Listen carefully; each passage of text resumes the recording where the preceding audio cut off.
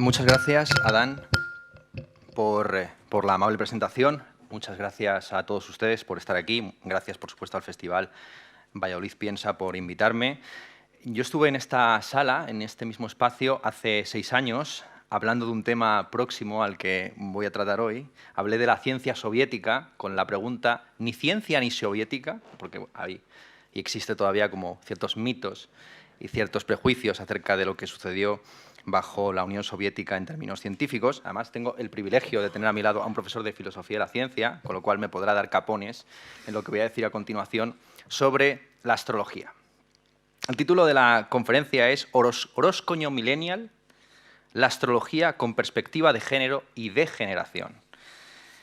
Supongo que no será azaroso que estamos hablando de astrología y de filosofía el Día Mundial de la Filosofía. Entonces, este día, como todos los días, pues tiene sus santos, tiene su horóscopo y como los días están contados, hay 365 y algunos cada 4 años hay uno más, pues los días están muy disputados. Entonces, hoy no solo es el Día Mundial de la Filosofía, hoy no solamente nosotros cumplimos años, hay mucha más gente que cumple hoy años.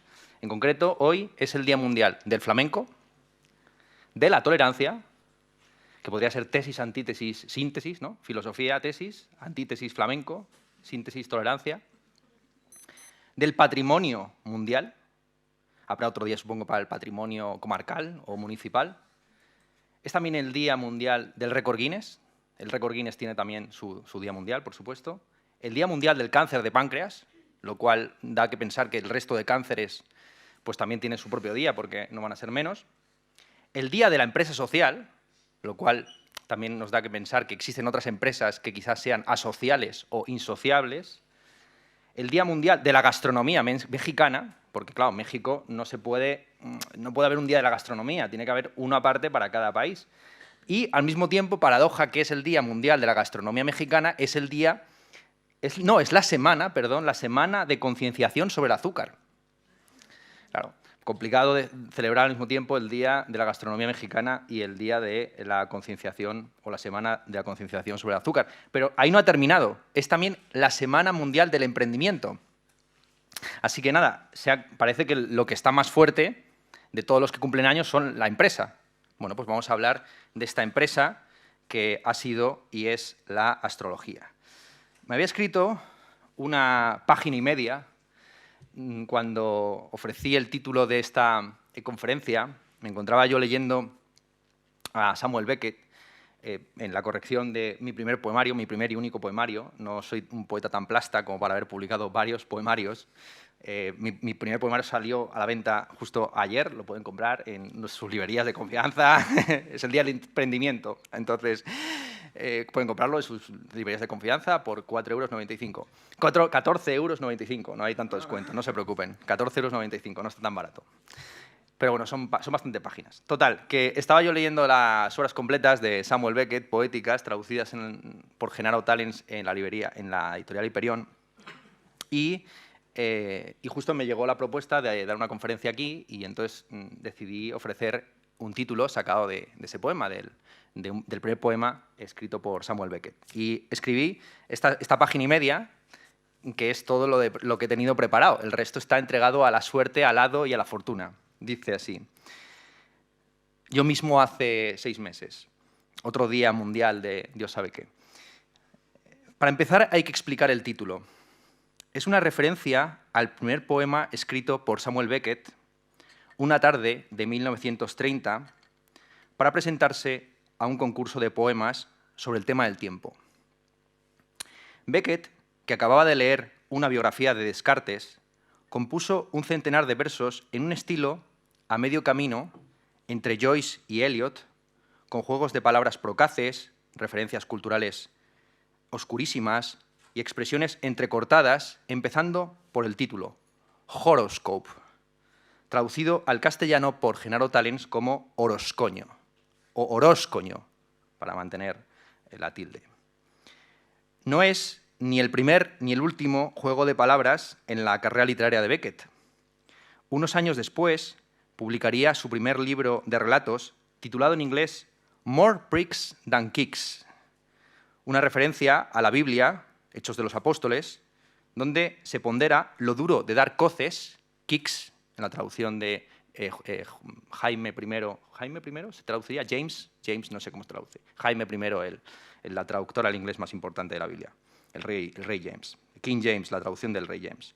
Lo duro de dar coces, kicks, contra los aguijones. Pricks.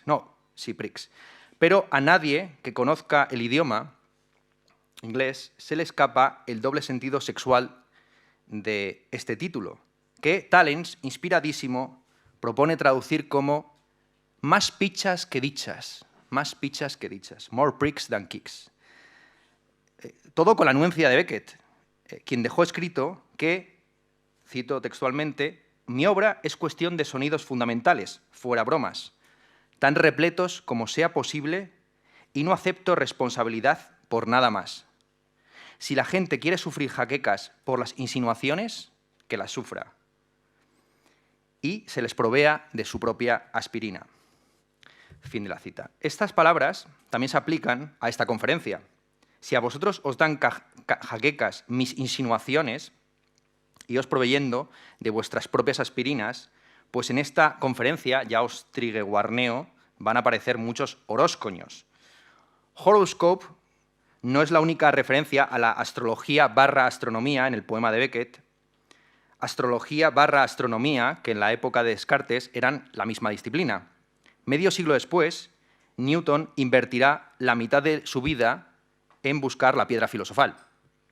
El poema de Beckett está lleno de referencias esotéricas asociadas con los héroes de la revolución científica, que según la historiografía positivista militaron a favor de la ilustración y contra las tinieblas de la credulidad, pero en realidad fueron medio chamanes, medio alquimistas. Kepler, Galileo, Giordano Bruno, el propio Newton, pues eran medio chamanes, medio alquimistas. Se menciona en el poema de Beckett la nube cristalina roja como el sol de Gassendi y se apela al querido remueve sangre de Harvey, el que descubrió el sistema circulatorio, aunque ya lo había postulado previamente Servet en un esquema teológico que fue el que le llevó a ser tostado por Calvino en Ginebra. Y a un tal Pedro el Matón, de quien nunca se sacará ni un silogismo. Pues el famoso combate de la revolución científica contra la lógica aristotélica. Desde el inicio del poema se habla de un huevo, que no sabe muy bien si es el huevo de Colón, y se pide que alguien se siente encima y lo incube. En el nombre de Bacon, gallinéame ese huevo. In the name of Bacon, chicken me up that egg. Ese es el original. En el nombre de Bacon, que puede ser Francis Bacon, alguno de los Bacons, de los muchos Bacons que ha habido en la historia de la filosofía, o puede ser simplemente el bacon con los huevos. En el nombre de Bacon, in the name of Bacon, chicken me up that egg. Escribe Beckett, empóllame esos 2 ovarios latigados con prostituto, invagíname ese feto de casa y gabinete, vaya esfoliación. Bueno, fuera bromas, como Beckett, fuera bromas, el momento astrológico clave del poema se produce en la segunda estrofa, donde se saluda a los terceros consecutivos de Galileo, ese viejo vil copernicano meceplomo hijo de cantinera, secundado por una referencia al celebérrimo Epur se mueve. Todo el mundo sabe, la Inquisición persigue a Galileo, Kuhn hizo una revisión de ese proceso inquisitorial, por el telescopio Galileo no se veía ni 3 en un burro, aquello estaba pulido a su manera y había bastantes dudas de que allí se pudiera concluir algo. Pero bueno, la visión de nuevo positivista o la visión izquierdista, sobre todo enarbolada por Brecht en su famosa obra de teatro, pues es que el pobre científico perseguido por la Iglesia Católica, la religión, ¿no? El combate entre la luz y la oscuridad. Epur se mueve, ¿no? Hagáis lo que hagáis, la Tierra se mueve. Según cuenta la leyenda, esto es lo que tenía escrito, cuando a Galileo le forzaron a desdecirse públicamente de su heliocentrismo, murmuró entre dientes que, sin embargo, se mueve. Epur se mueve en referencia al Sol. En referencia a la Tierra, perdón, que yo no sé ni lo que he escrito aquí. El plomo, esto está escrito hace 6 meses, Dios sabe. El plomo que mece el viejo vil copernicano tal vez se refiera al metal con el que habrían errado a Galileo de no haberse desdicho, igual que sus terceros consecutivos tal vez se refieran a las 3 veces que Pedro el Matón, se desdijo de Cristo. Sea como fuere, el último verso de esa estrofa nos sirve como lema y resumen de esta conferencia. That's not moving, that's moving. Escribe Beckett en inglés poniendo en cursiva uvin o ovin, que para alguien versado en lenguas clásicas, como era Beckett, suena al gerundio de ovo, es decir, huevo. La traducción más exacta de that's not moving, that's moving o moving sería eso no se mueve, eso se mueva. Eso no se mueve, se mueva, ¿no? Otra vez el huevo. La Tierra es un huevo, la Tierra es una esfera que está quieta, se mueve o se mueva. La traducción de Tallens resuena mejor con la conferencia. La traducción de Tallens no es esta. Él traduce that's not moving, that's moving, por esto no es moverse, sino conmoverse. Esto no es moverse, sino conmoverse. Y este es el lema y resumen de todo lo que unamunianamente voy a decirles hoy sobre el horóscoño millennial, que no mueve, pero sí conmueve. Muchos de vosotros, muchas de vosotras, os preguntaréis, atribulados y atribuladas en mitad de la noche, ¿soy libre o mi futuro está predeterminado? ¿Acaso los astros gobiernan mi destino? ¿Se puede ser Escorpio y buena persona? Y la respuesta, por orden de pregunta, es no, sí, pero no y no. No eres libre, tu futuro sí está predestinado, pero no por los astros, que no gobiernan tu destino, y no, tampoco se puede ser Escorpio y buena persona. Bueno, esto era todo lo que yo tenía ya predestinado, que iba a leer aquí. Ahora toca el azar. Y el azar es que, hasta aquí puedo leer, hasta aquí digamos, han dictado los astros, ahora vendrá la fortuna. ¿Bien? Tengo que pedir disculpas para lo que viene a continuación. No me he podido preparar esta conferencia, quería haber sacado mi carta astral, comentarla delante de vosotros y vosotras. A lo mejor os gusta más la versión no preparada de la conferencia que la versión que traía entre manos, porque voy a hablar de temas más filosóficos y menos personales. Pero bueno, digamos que no he podido hacer más que tomar mis viejas anotaciones sobre la historia de la filosofía en vez de lo que quería hacer.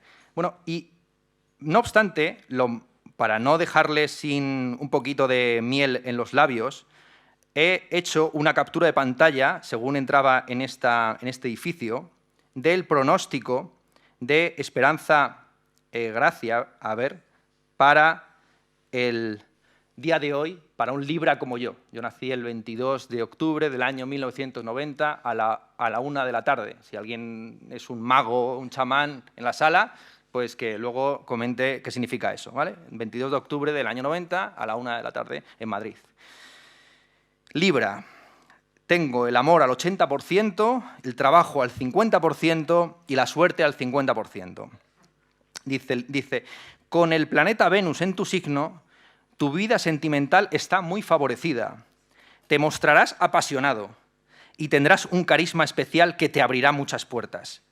No sabrán darte un no por respuesta. Y 3 puntos suspensivos. Claramente, Esperanza Gracia no se ha enterado de qué va el Ministerio de Igualdad de Irene Montero en los últimos años. Pero bueno, dejémosla porque ya está por encima del bien y del mal y por encima de cualquier tipo de pacto de gobierno o de gobernabilidad. Bueno, ¿en qué he perdido el tiempo? ¿En qué he estado entretenido estas semanas? Pues he estado manifestándome delante de Ferraz. No. He estado haciendo algo mucho peor, que es pintando Warhammers. Pintando Warhammers. Este es un viejo vicio mío, tengo que confesarlo.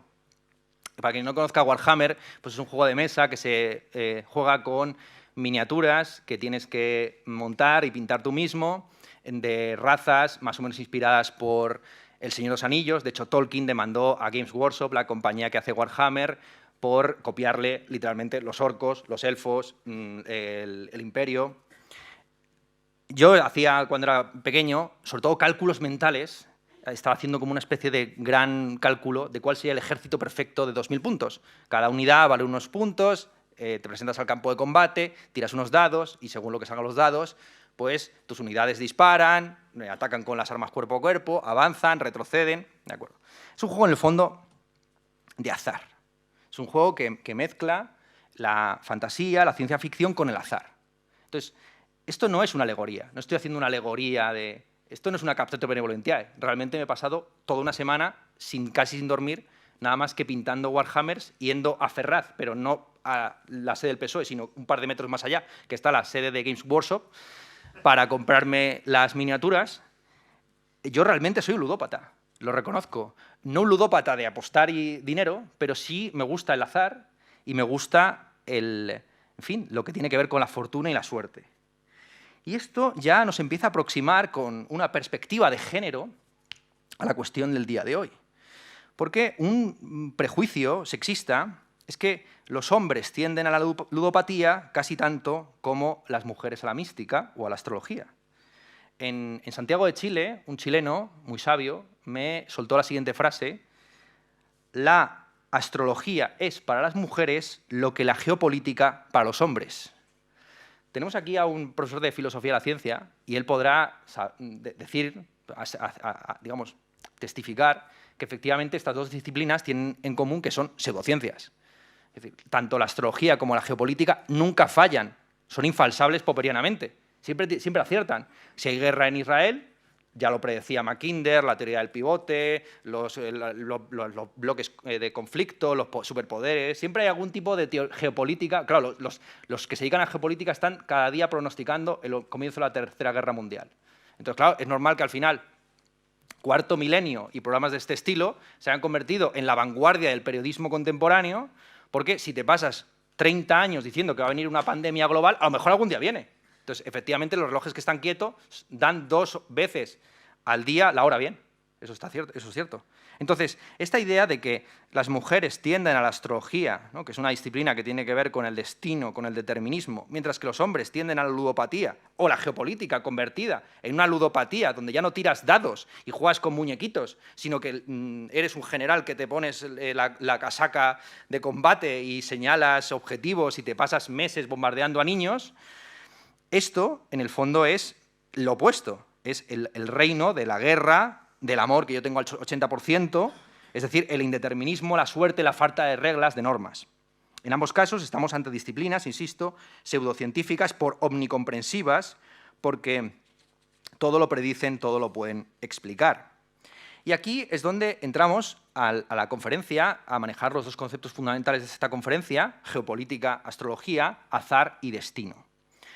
La facción que yo estoy montando en Warhammer 40.000, en concreto, es la facción de los Eldar. Ahora los han rebautizado por la demanda de Tolkien y se llaman Aeldari, no es lo mismo pero en latín.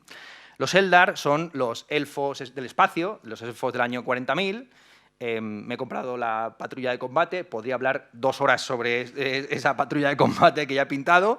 Simplemente quisiera señalaros que una característica de esa facción o de esa raza es que al comienzo de la partida tiras 12 dados de 6 y esos dados se guardan como lo que se llama en la partida los dados del hado. Es un juego de palabras para referirse a que en una tirada, si fallas, puedes cambiar el dado que has tirado por uno de los hados del dado, o dados del hado, como uno quiera jugarlo beckettianamente.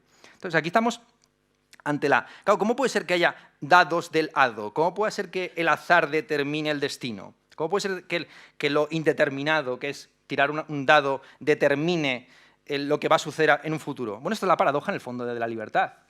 El problema de la libertad cósmica, de la libertad como libertad ontológica, es incompatible tanto con una visión determinista como indeterminista del mundo. Tanto en un mundo newtoniano o laplaciano, donde todo se puede predecir, como en uno cuántico, donde hay ciertas cosas que son probabilísticas, sea como fuere, nosotros no tenemos libertad en el sentido que nos gustaría tenerla, de autodeterminarnos. Yo, si hubiera podido controlarme, no me hubiera pasado una semana pintando miniaturas como hacía cuando tenía 12 años, sino preparándome esta conferencia y siendo un profesor de filosofía respetable y honorable para honrar el Día Mundial de la Gastronomía Mexicana y de la Filosofía que soy. Entonces, vamos a ver que no solamente son los juegos y los muñequitos con los que yo me manejo, sino que también en la historia de la geopolítica y de la astrología estas dos disciplinas han estado entrecruzadas. Bien, ¿cuándo empezó la astrología?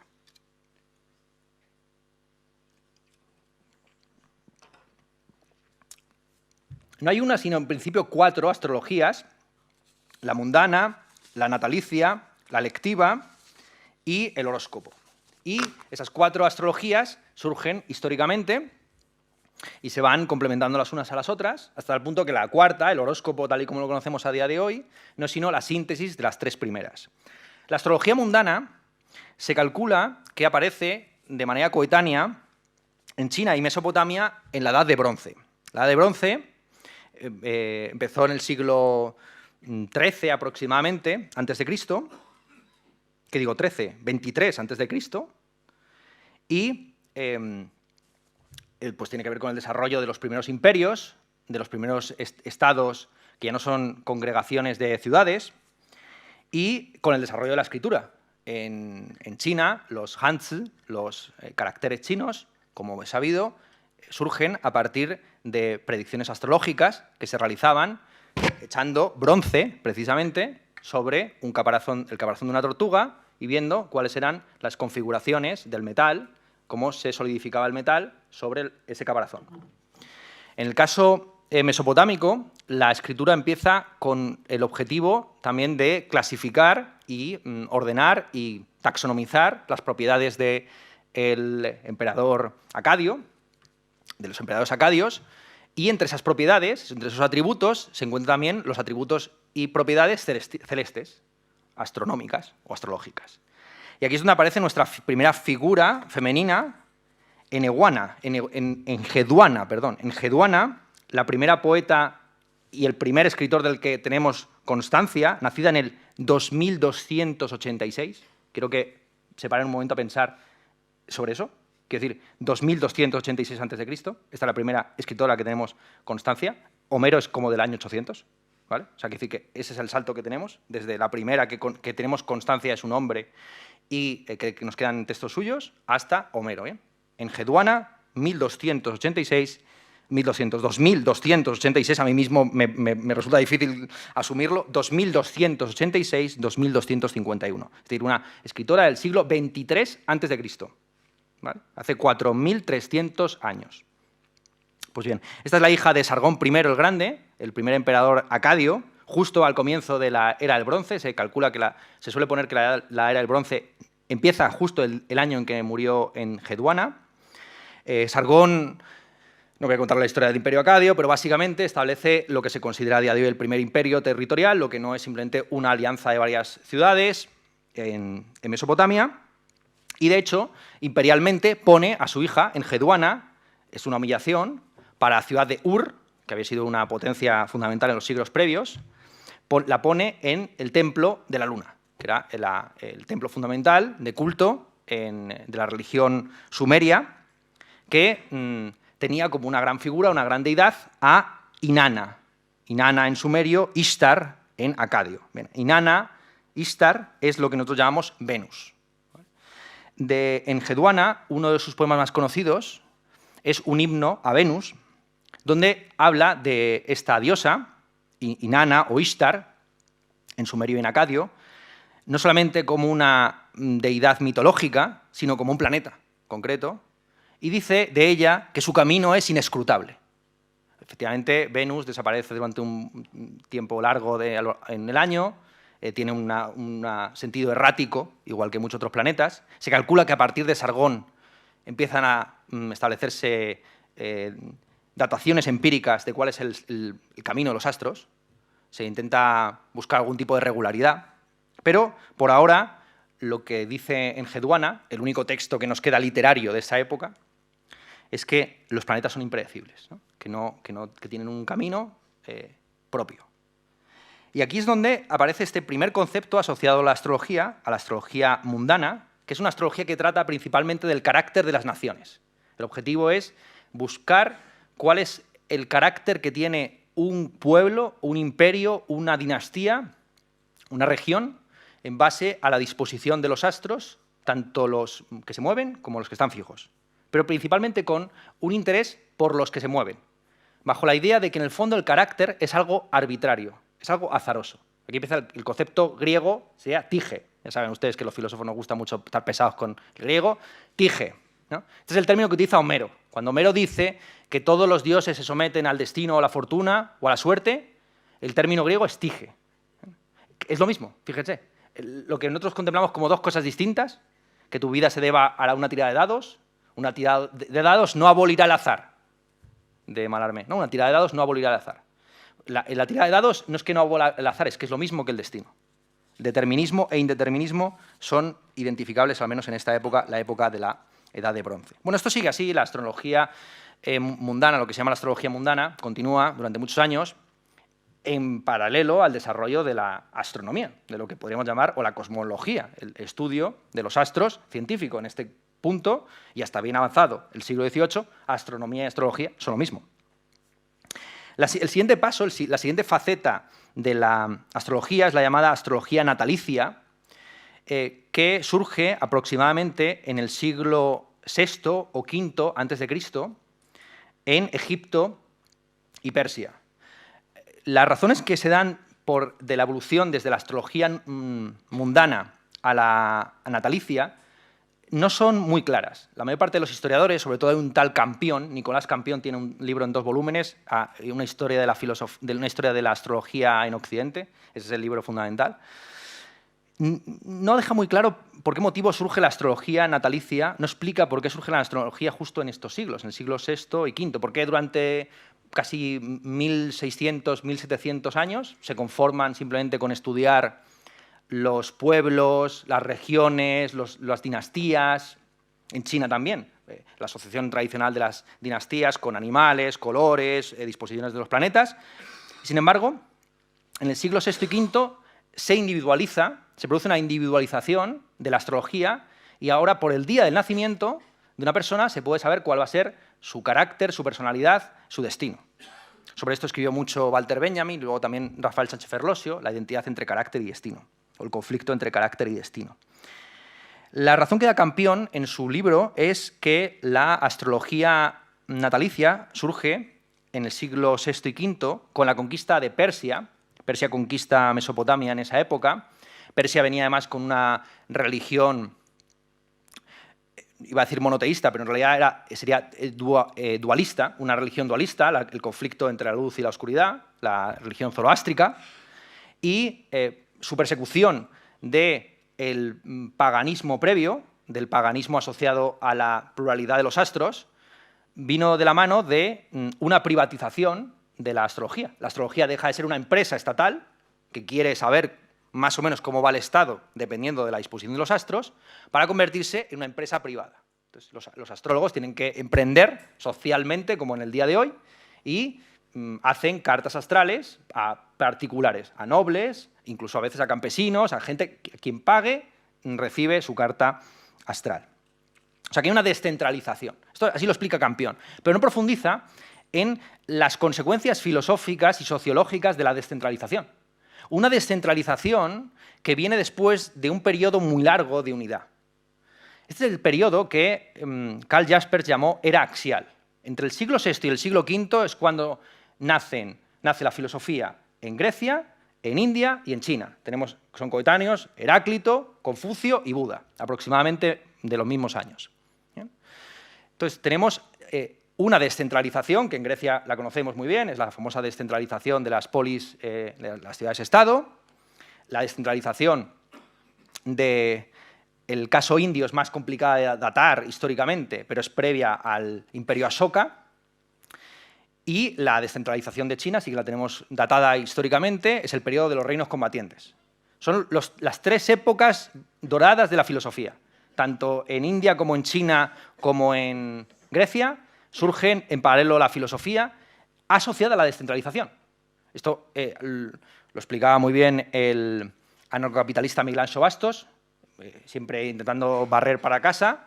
Argumentaba de las ventajas de la descentralización política, sobre todo en términos económicos. Es un gran defensor de los reinos de taifas, porque en los reinos de taifas, como los reyes y los duques y los condes tenían muy poco, los emires tenían muy poco territorio, pues debían acuñar moneda de buena ley y, por lo visto, el rey lobo de Murcia tenía los doblones de oro más puros de toda Europa. Bueno, aparte de la cuestión económica, es un hecho, lo queramos o no, que la filosofía sobre todo florece en momentos de descentralización, fragmentación e incluso decadencia política. Platón se asocia a la edad de oro de Pericles. Platón nace, si no recuerdo mal, esto aquí cualquiera puede corregirme porque tienen ustedes el móvil delante, nace el mismo año de la famosa peste de Atenas que mata a Pericles. Platón vive toda la época de la decadencia de Atenas, perdiendo la guerra del Peloponeso contra Esparta y finalmente siendo conquistada por Macedonia.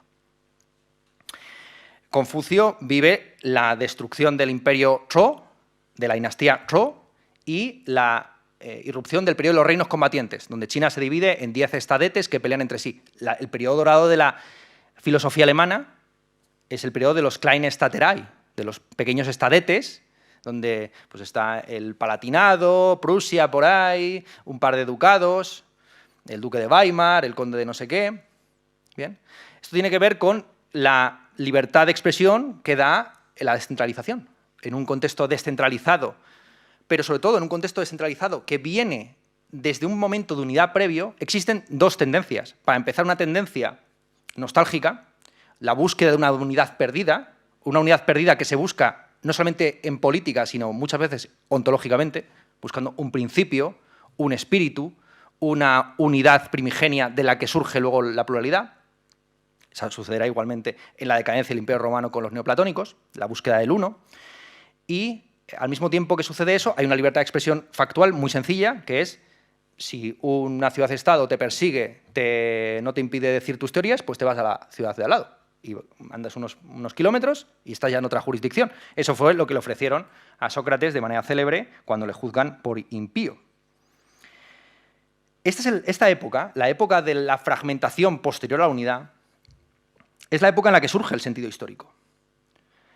No en balde, surge también, a la vez que surge la filosofía, surge la historia. Tenemos en Grecia a Heródoto y a Tucídides, y en China tenemos al propio Confucio, quien escribe el libro de la historia, Primaveras y Otoños, y posteriormente Zhuo Qiuming, quien debate si el libro de Confucio, Primaveras y Otoños, es un libro de historia, un libro que cuenta lo que pasó en su época, o si se trata de un mensaje encriptado y oculto, donde detrás de determinados hechos en realidad hay mensajes ahistóricos.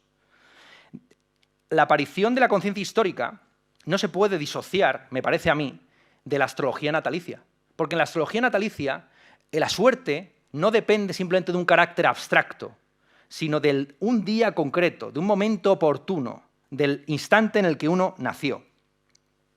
En Heródoto y en Tucídides, Heródoto, para empezar, tenemos el famoso viaje a Egipto, la toma de contacto con un pueblo que se considera a sí mismo antiquísimo. El famoso encuentro, Heródoto, de manera célebre, pues cuenta su encuentro con los sacerdotes de Tebas, que le dicen: vosotros los griegos sois unos niños porque no tenéis conciencia histórica, porque estáis buscando el arjé, estáis buscando los primeros principios, no os dais cuenta de que esto lleva años pasando y repitiéndose una y otra vez.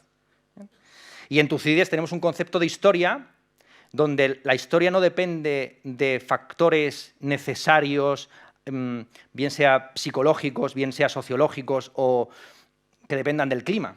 No, la guerra del Peloponeso podía haberla ganado Atenas.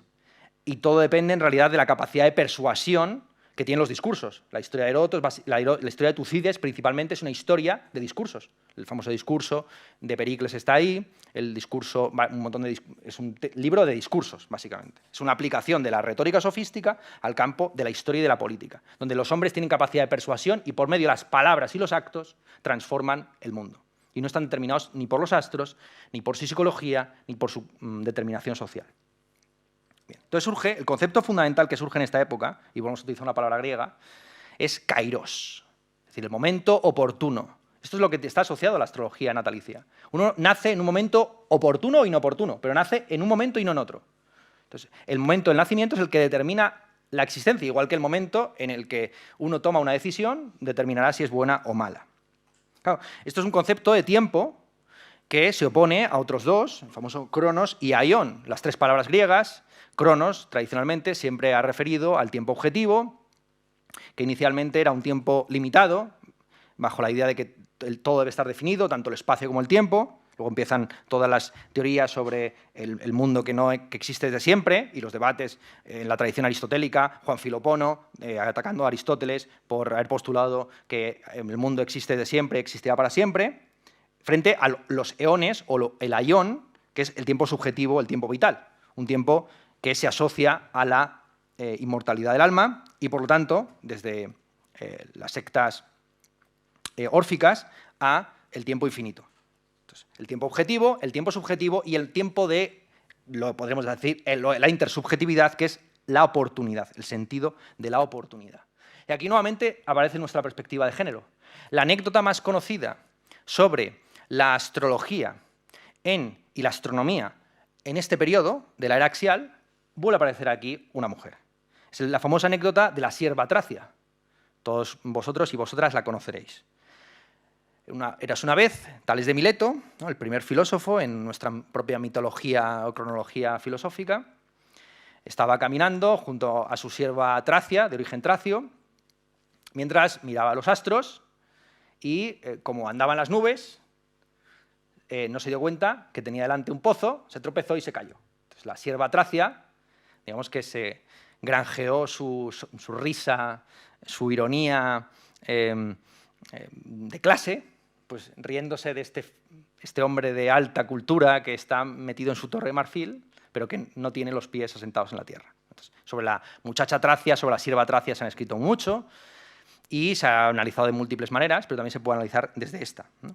La diferencia entre unos filósofos, unos pensadores que están en las nubes, que no atienden a lo material, que se han elevado por encima de las aparentemente las contingencias mundanas, pero caen inmediatamente en ellas.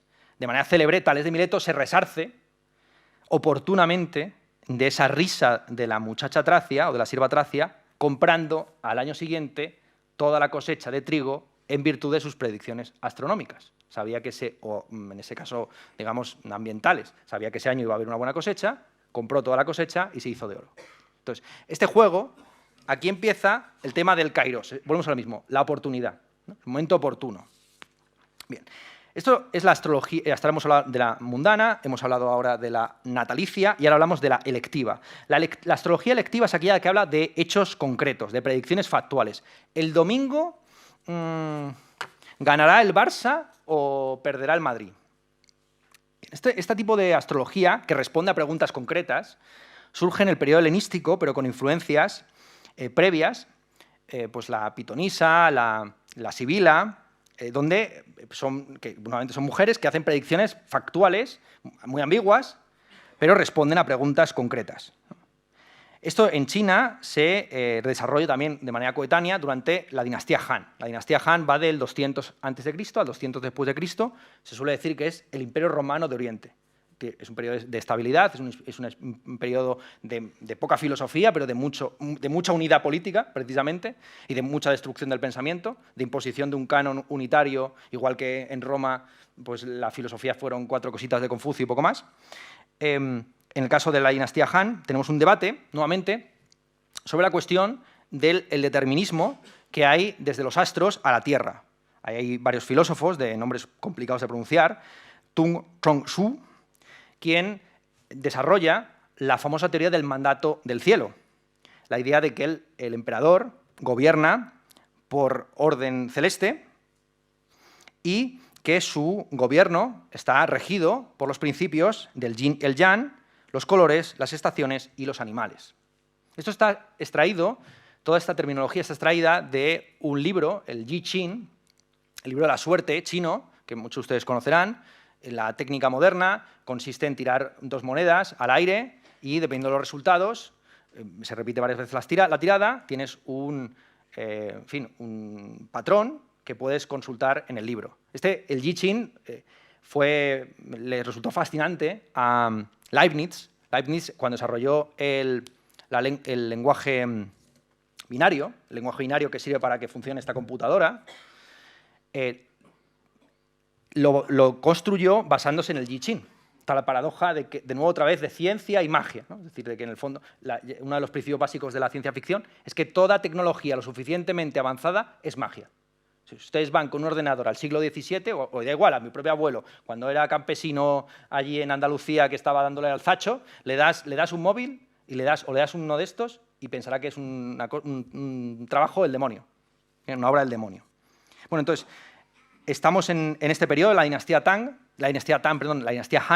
donde hay un debate entre Tung Chong-su y Wang Chung. Wang Chung, sobre todo, ha sido muy celebrado y muy reivindicado desde el siglo XX chino como el primer filósofo materialista y científico que, en vez de estar con el cielo, el camino y todas estas afirmaciones vagas, pues se centra en el estudio concreto de hechos naturales. Wang Chong podemos decir que es el Aristóteles de China, si me permiten el paralelismo. Y por último, un tercero que está aquí en discordia, Yan Xiong, sobre todo es conocido por su teoría del misterio. La idea de que no existe una determinación ni del gobierno ni del mundo por parte de los astros, tampoco se puede realmente estudiar cuáles son las esencias o sustancias o naturalezas del mundo, sino que todo está gobernado por lo oscuro, por lo misterioso. Esto dará pie luego a diversas escuelas posteriores, pero básicamente es el conflicto, ese conflicto tripartito, donde tenemos una escuela, la escuela taoísta, de Yang Xiong, donde el no ser está por encima del ser, y el mundo es desconocido, es oculto, no se puede realmente conocer la esencia de lo que está a nuestro alrededor. Una escuela, vamos a llamarla cientificista o positivista, que se centra, o empirista, que se centra en el estudio de las fuerzas o energías o sustancias y materias a nuestro alrededor. Y por último, una escuela, la escuela de Tung, idealista, determinista, cósmica, que lo que estudia es matemáticamente cómo están dispuestos los astros. Estas tres corrientes, en el fondo son las tres corrientes que nos encontramos también en Grecia. En Grecia hay una matematización del estrellato que permite esas predicciones factuales o que debería habilitarlas. Y de nuevo empieza la cuestión de género. No me parece para nada baladí, o debería por lo menos explicarse, por qué el mayor número de fragmentos de filósofas que nos quedan de la antigüedad, o de referencias, al menos en Diógenes Laercio, provienen de escuelas pitagóricas. ¿Por qué motivo? Casi todas las filósofas de la antigüedad son pitagóricas. ¿Qué razón hay para que estas...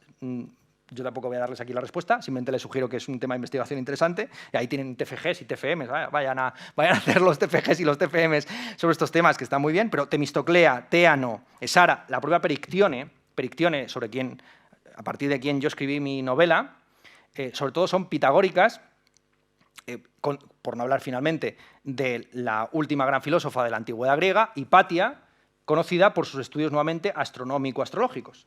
¿Bien? De hecho, la persecución de Hipatia tenía mucho que ver con el combate del cristianismo contra las creencias paganas, astronómico-astrológicas previas. Sea como fuere, en el pitagorismo que tenemos, en el pitagorismo tenemos la idea de la armonía de los astros, tenemos una matematización del mundo, tenemos una comprensión del mundo dual, parecida de nuevo al yin y al yang de la dinastía Han. Tenemos un montón de teorías de este tipo. Por supuesto, la escuela pitagórica tiene su continuidad inmediata en Platón, que no entra aquí quien no sepa matemáticas.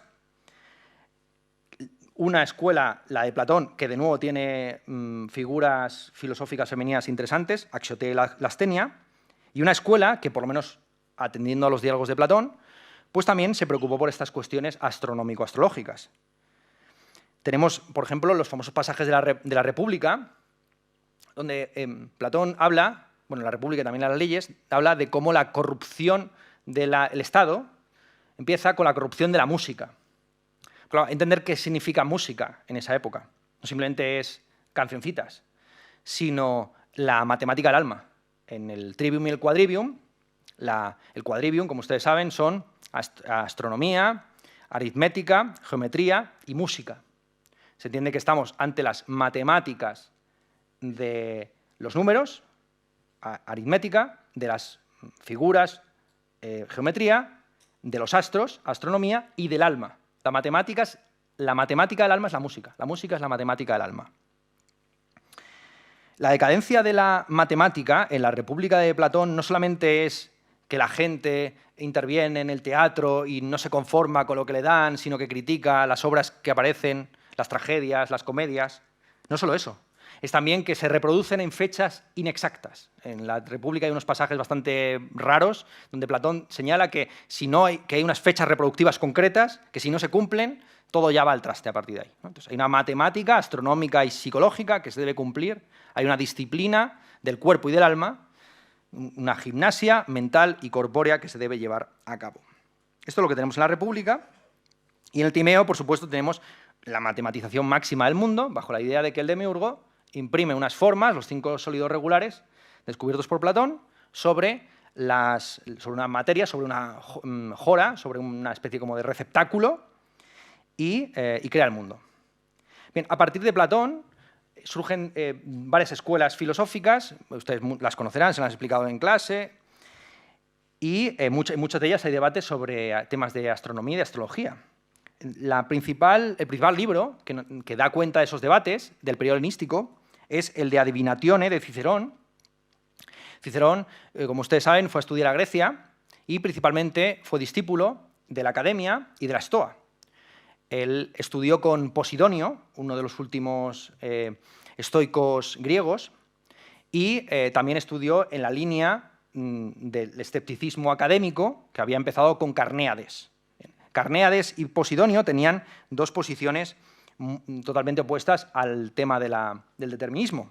Posidonio, como buen estoico, creía que el mundo estaba gobernado por un logos, por una razón cósmica que determinaba el ser del mundo y ante el cual simplemente había que aceptar el destino por medio de una disciplina de desapego acerca de los bienes indiferentes que no dependen de la voluntad.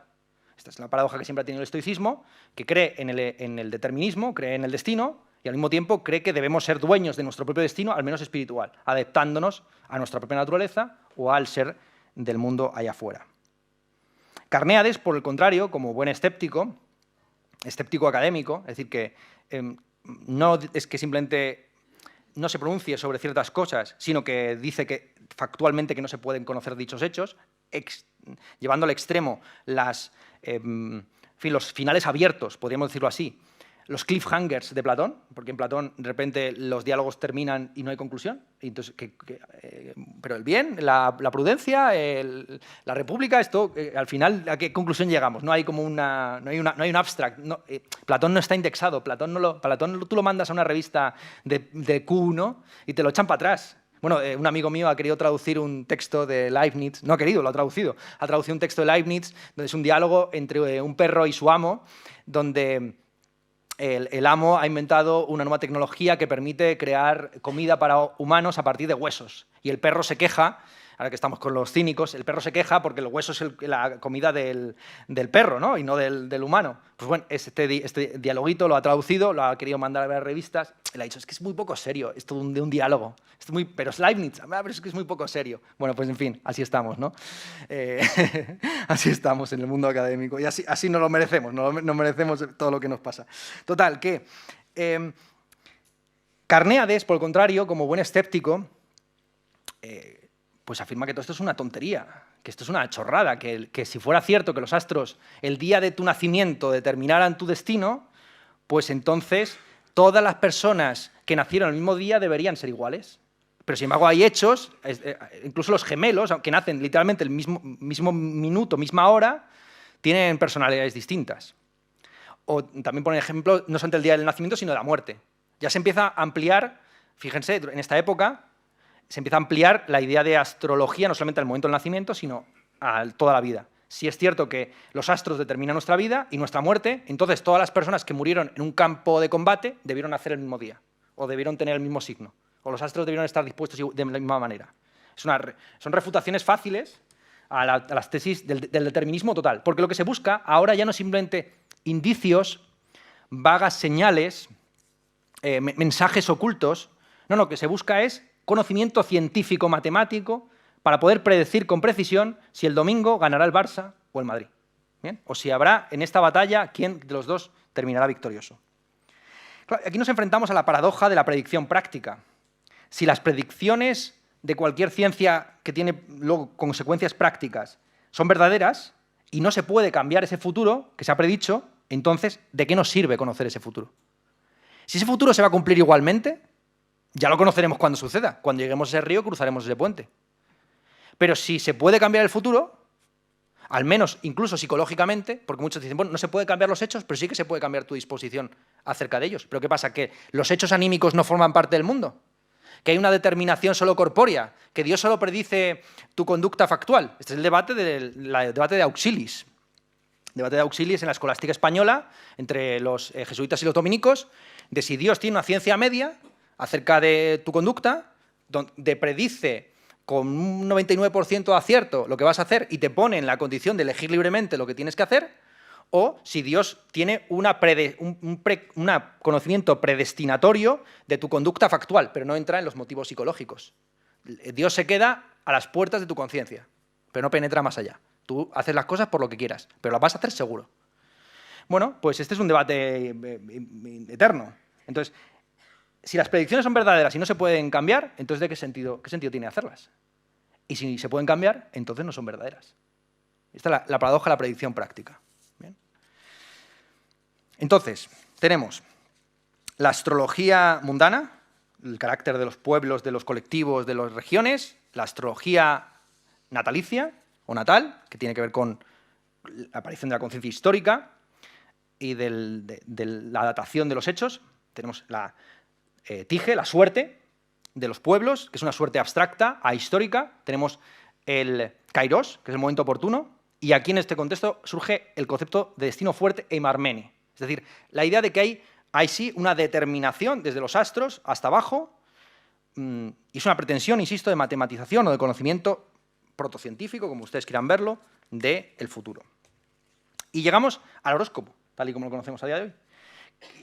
La síntesis un poco de la conceptualización astronómica mesopotámica y egipcia, que se produce sobre todo en el corpus hermético, Hermes Trismegisto, se desarrolla a partir del siglo I después de Cristo, en siglo I antes y después de Cristo, más o menos por esos años. Ahí tenemos de nuevo un nuevo imperio, el imperio de Octavio. Augusto llegó a imprimir su signo astrológico Capricornio en las monedas, un signo que él asociaba a su buena suerte. Luego muchos duques o reyes o condes que revitalizaron la astronomía y la astrología, como Lorenzo de Medici, volverá otra vez a modificar la fecha de su nacimiento para coincidir con el signo de Capricornio, para asociarse a Augusto. Lorenzo de Medici, que además financia a Mario Silio Ficino para que haga las traducciones de Platón, y no solamente de Platón, también de los textos del corpus hermético y los textos astrológicos de diverso tipo. Bien, pero entre la antigüedad y el Renacimiento está esto llamado Edad Media, que muchas veces salta a la ligera o se considera con prejuicios incomprensibles, a día de hoy me parece, y que es un periodo de gran desarrollo de la astrología y en concreto de esta síntesis que dará paso al horóscopo. Lo que tenemos a lo largo del medievo, especialmente el medievo islámico, es una psicologización y rutinización de la astrología. Este problema que hemos dicho de si la predicción astrológica se queda a nivel corpóreo o penetra al alma, eso será el problema fundamental que abordarán los filósofos y los astrólogos y astrónomos del mundo islámico. Porque claro, en el caso del Islam no hay duda que Alá tiene un conocimiento perfecto de todo. Alá es el único Dios, Alá no tiene competencia, no hay dioses.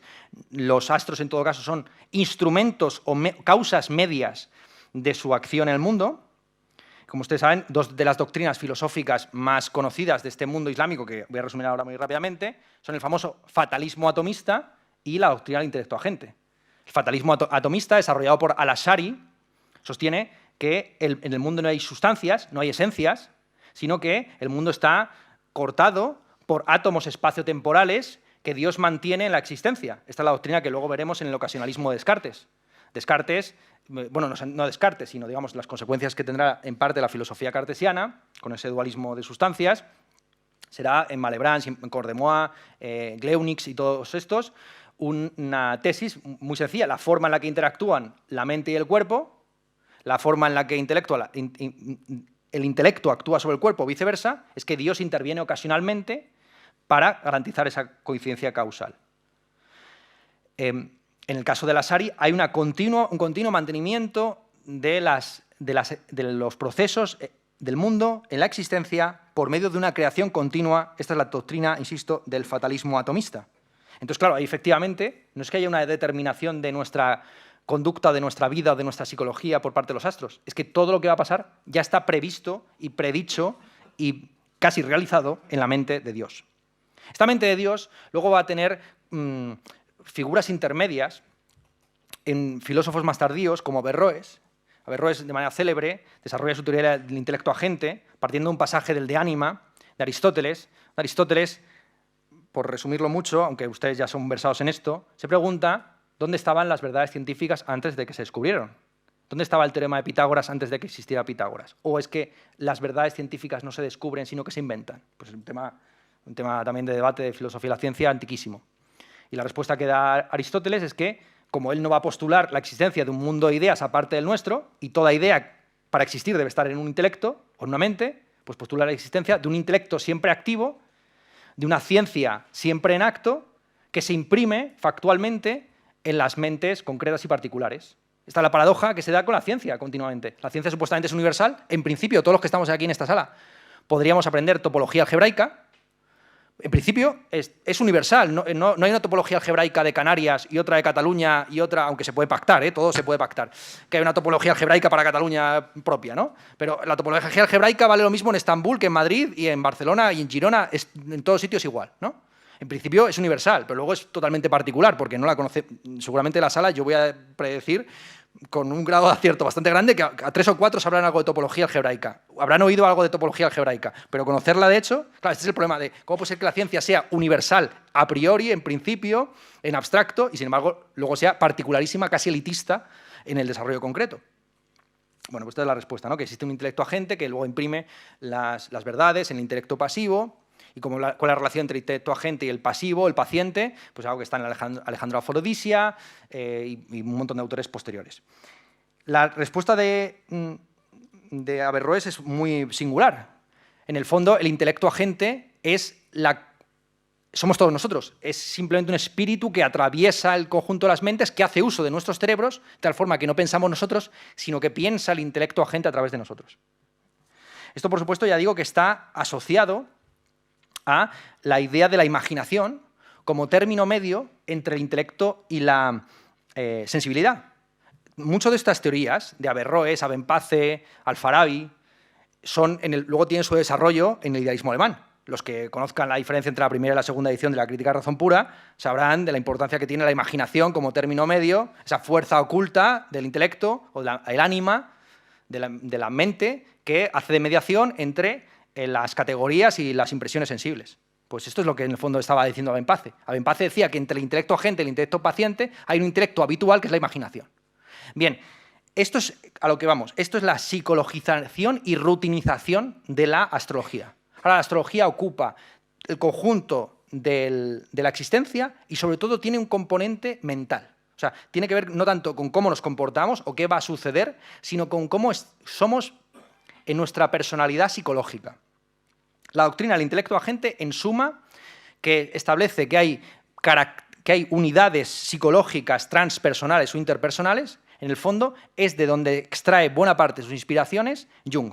Cuando Jung haga la filosofización de la astrología en el siglo XX, hablando de los arquetipos inconscientes y de los arquetipos colectivos, está, en el fondo, tomando ideas que tienen que ver con el mundo islámico. Es este contexto donde surge el horóscopo. Empiezan a hacerse predicciones ya no factuales, ni tampoco de pueblos, ni de días concretos de nacimiento, sino por caracteres, por personalidades y por grupos, y ahí es donde se fijan la idea de los decanes, las 12 casas, todo lo que ustedes ya saben.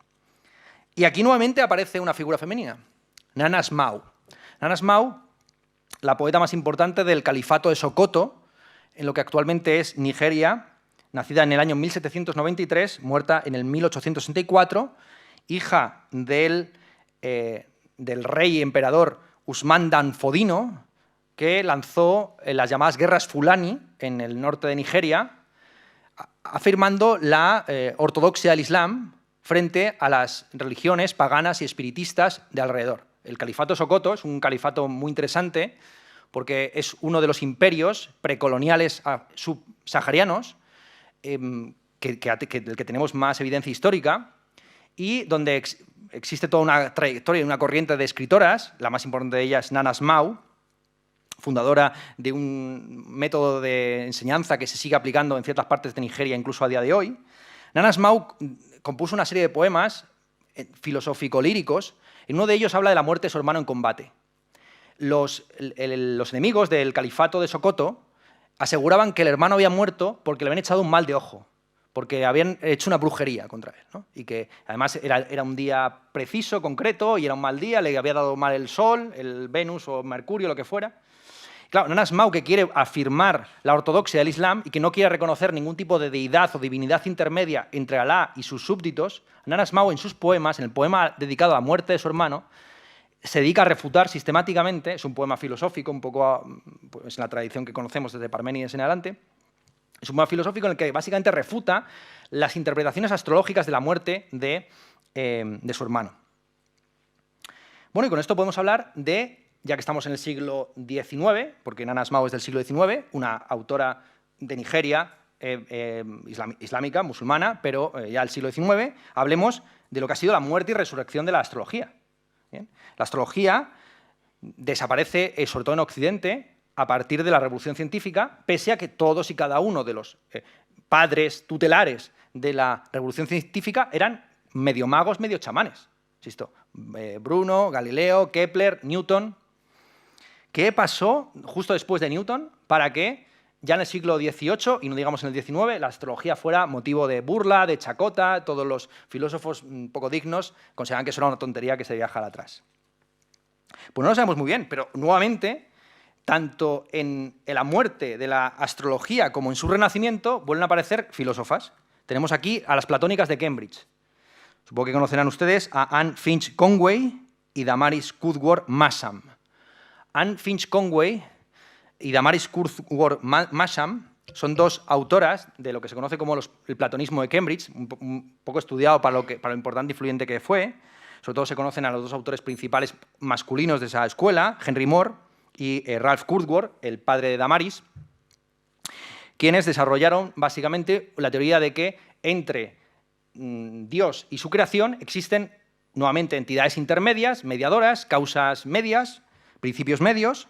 Henry Moore hablaba del principio hilárquico y Ralph Woodward de la naturaleza plástica. Yo como profesor de estética podría a partir de aquí desarrollar una exposición de cómo el concepto de artes plásticas empieza ahí, cómo la definición de las artes no asociada a su utilidad o al conocimiento, como las artes liberales o las artes mecánicas, ni tampoco a la belleza, sino asociada a los materiales con los que se trabaja, empieza aquí, justo. Ralph Woodward, que luego tendrá una influencia en Shaftesbury y a través de Shaftesbury en la idea del sentido común asociado al gusto estético. Bueno, la cuestión es que Henry Moore y Ralph Woodward fueron maestros de estas dos filósofas, Anne Finch Conway y Damaris Woodward Masham, las cuales se dedicaron a la cábala, principalmente, aparte del desarrollo de su sistema filosófico, influyendo decisivamente Anne Conway en Leibniz. Tenemos cartas de Leibniz donde reconoce, cartas de Leibniz a Damaris Woodward, que es un poco posterior a Anne, reconociendo que la idea de mónada la toma del libro de Anne Finch Conway. Del libro de Anne Finch Conway está traducido al castellano. De hecho, en la traducción le pusieron directamente en el subtítulo una predecesora de Leibniz. Leibniz reconoce que el concepto de mónada como... En fin, el concepto de mónada tal cual que luego desarrollará en su filosofía lo toma de Anne Finch Conway. En caso de Damaris Woodward Masham, ella es la que desarrolla la idea del espacio y del tiempo como sensoria dei. Los que sepan de Newton sabrán que Newton en el prefacio habla del espacio y del tiempo infinitos como sensorios divinos. Newton, que curiosamente en el siglo XVIII dará pie o paso al deísmo y posteriormente al ateísmo, sobre todo de los enciclopedistas y de los científicos asociados a las dos academias, la Academia de Londres y la Academia de París, él mismo tenía un concepto para nada mecánico, para nada desespiritualizado del mundo. Bien, entonces, sea como fuere, el final de la astrología clásica es ese, la escuela de los platónicos de Cambridge, que precisamente se construye como combate al dualismo cartesiano, a lo que entienden que es la destrucción de la filosofía natural tradicional. Y sin embargo, el renacimiento de esta astrología, que muere ahí, se produce a finales del siglo XIX con Elena Blavatsky. Elena Blavatsky, muchos de ustedes la conocerán como la madre de la teosofía. En sus círculos donde empiezan a hacerse horóscopos diarios de publicación en periódicos. Y, por supuesto, ella es una figura fundamental de ese fin del siglo XIX que tanto se ha parecido al fin de siglo y comienzo de siglo que hemos vivido hace un par de décadas. Tenemos un periodo de crisis del de crisis, sobre todo la percepción social de la ciencia, de un desarrollo de las ciencias y de la tecnología como nunca otro. Yo siempre digo que es una birria cuando se habla del desarrollo tecnológico del siglo XXI comparado con lo que sucedió a finales del siglo XIX. A finales del siglo XIX es cuando se pasó de una esperanza de vida de 36 años o algo así, pero no porque la gente moría con 36 años, sino porque había una mortandad infantil tremenda, a las tasas de esperanza de vida que tenemos a día de hoy, aproximadamente, 70, 80 años. Es en esa época donde se introduce el VC. Sin el VC, algún día de la filosofía también ha coincidido con el día del váter, sin el VC no habría, por supuesto, el Luminado de Duchamp, pero tampoco habría una sanidad, una salud pública como la que existe a día de hoy, que será buena o mala, lo que ustedes quieran, pero que haya un sistema cerrado donde las aguas fecales no van por el mismo sitio que el agua, ya les digo yo que eso es fundamental para no enfermar de muchas cosas. Entonces, el VC, el avión, el coche, claro, comparado con lo que ha pasado, una ciudad en el año 1850 no la reconocía ni la madre que la parió en 1920. Sin embargo, en fin, no ha cambiado mucho el mundo a nuestro alrededor. Ha cambiado quizás mucho el mundo interior de las maquinitas. Y las maquinitas ahora tienen mucha personalidad, ellas mismas. Pero el mundo, esta sala seguro que lleva siendo igual, estas maderas, me suena a mí que esto lleva aquí más años que la polca. Pero bueno, total, que tenemos eso, básicamente, una crisis de la percepción social de la ciencia, no del propio desarrollo científico y tecnológico. Y ahí es donde, nuevamente, en esta continua psicologización de la astrología, Theodor Adorno hace sus investigaciones bajo el signo de los astros, donde estudia cómo la astrología y todas las creencias mágicas tienen una explicación en un contexto capitalista avanzado, en un contexto donde las personas no tienen autonomía, donde no tienen realmente libertad para hacer lo que quieren, porque están determinadas por fuerzas económicas y sociales que trascienden a su voluntad. Es mucho más fácil agarrarse a predicciones o determinismos cósmicos que llevar a cabo una crítica teórica y práctica del sistema social, que es el que verdaderamente determinará lo que pasará el domingo y el sábado. Porque, evidentemente, depende de con quién juegue el Madrid, con todos los millones que tiene por detrás, eso va a determinar mucho más el resultado que lo que diga Venus, Mercurio o Plutón. Es decir, que en el fondo esa fuerza mágica que está detrás de los hechos no son los astros, sino que es el money, es el capital puro y duro. Y llegamos al siglo XXI, donde lo que ha habido es un regreso posirónico a la astrología. Unos amigos míos de un grupo que se llama Homo Belamine desarrollaron hace unos años su teoría de la cuádruple raíz del principio de ironía, según la cual existen 4 formas de lo irónico: la preironía, la ironía, la metaironía y la posironía. Rápidamente. ¿Qué tiene que ver? ¿En qué consiste exactamente la ironía? La ironía es un desequilibrio entre la mente y el cuerpo, entre los hechos y dichos, entre los ritos y los mitos, entre lo que uno cree y lo que uno hace, entre lo que uno dice y lo que uno performa. Entonces, lo característico del mundo en el que vivimos es que somos preirónicos el 90% del tiempo. Si no fuera así, sería bastante rara nuestro mundo. Creemos en lo que hacemos, lo que creemos, y creemos lo que hacemos. No hay una coincidencia más o menos entre los mitos y los ritos. Hay momentos de ironía en los que uno no cree en lo que hace, donde no se cumple con el mito, pero sí con el rito. Entonces, bueno, pues ustedes han venido aquí y supuestamente todos ustedes son seguidores de la filosofía y están entusiasmados con la filosofía y arriba la filosofía y viva el Día Mundial de la Filosofía, pero bueno, luego mentalmente pueden estar ustedes haciendo la lista de la compra y pensando, bueno, irónicamente, habéis venido irónicamente, ¿no?, a una conferencia de filosofía, se puede hacer perfectamente, no lo recomiendo, pero bueno, ya si estáis aquí no tenéis escapatoria. Entonces la ironía es esa, ¿no? La ironía consiste en seguir practicando los ritos pero no creer en ellos. Bien, tiene mucho que ver con el cinismo. El cinismo en el sentido contemporáneo del término, no antiguo. Y la metaironía, en principio, filosóficamente hablando, sería la suspensión tanto del juicio como de la acción, tanto del mito como del rito. Sería el escepticismo total de no creer ni seguir los mitos y los ritos de nuestra época. Pero hay un tipo de ironía que se estudia poco, que es la posironía. La posironía es cuando se cree en los mitos, pero no se practica los ritos. Y lo más paradójico o curioso de la ironía es que la ironía tiende a familiarizarnos con el mal, o con lo que consideramos perverso, pero y que queremos burlarnos de ello, al no poder cambiarlo, nos burlamos de la realidad que está allá afuera, con lo cual vamos haciendo esa realidad más familiar, más próxima, la vamos rutinizando, de tal forma que puede haber un regreso, insisto, a las creencias de partida posirónico. El momento posirónico es cuando uno cree en ciertas cosas, aunque no sería capaz de llevarlas a cabo. Si alguien dijera, hay que meter en un gulag a todos los que están ahí en Ferraz, ¿no? Eso, hay gente que lo cree, realmente. Hay gente que tanto bromear con ello, bueno, esto lo estoy diciendo, pero en el fondo esto no o sea, yo no estoy dispuesto a pegarle un tiro a una pobre vieja que está gritando en Barcelona, aunque no soy un estalinista tan duro como para ir allí a darme de hostias con gente de 80 años. Por puto defender España, ¿no? O sea, tampoco se trata de ser tan heavy metal. Pero, claro, a base de bromear con ello, a base de performar, aunque sea lingüísticamente, ciertas costumbres, uno empieza a creer en ellas y entonces ya de repente se convence de que efectivamente lo mejor para solucionar España sería crear gulags y volver a las checas o lo que fuera. ¿Bien? Pero esas personas no serían capaces de llevarlo a cabo. Pero, sin embargo, habilitan a los que sí que están dispuestos a llevarlo a cabo. Ustedes saben que el fascismo se introduce en España en los años 30 de manera irónica. Mi tocayo, Ernesto Jiménez Caballero, que hizo su luna de miel en Italia, trae el fascismo, que ya en Italia era una ironía de recuperar los símbolos de la antigua Roma, la trae a España como una vanguardia literaria. Como una vanguardia literaria que, por cierto, en Italia estaba asociada al futurismo principalmente, ¿no? Entonces, claro, empiezas diciendo que el sonido de la metralla es más bello que la victoria de Samotracia, como decía Marinetti, y al final te vas a la guerra. Porque empiezas diciéndolo irónicamente, ¿no? Que hay que quemar los museos, hay que destruir la vieja cultura, hay que imponer la violencia del macho mecanizado, y al final te lo terminas creyendo y apoyas a Mussolini. ¿Bien? Entonces, con la astrología está pasando algo parecido.